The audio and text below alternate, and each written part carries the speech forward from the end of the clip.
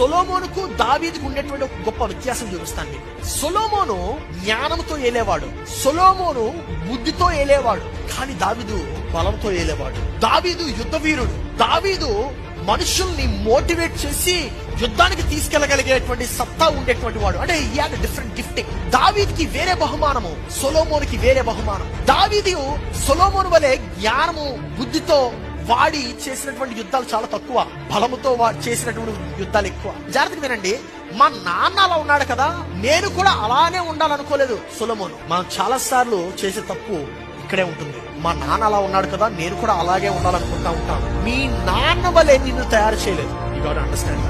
మీ తల్లి వలె నిన్ను తయారు చేయలేదు. He has made you unique, he has made you separate. నిన్ను ప్రత్యేకంగా తయారు చేశాడు, ప్రత్యేకమైన బహుమానం నీకు ఇచ్చాడు. సొలొమోను ఒకవేళ నేను మా నాన్నలాగా బలముతోనే యుద్ధం చేయాలనుకుంటే, సొలొమోను ఎప్పుడు కూడా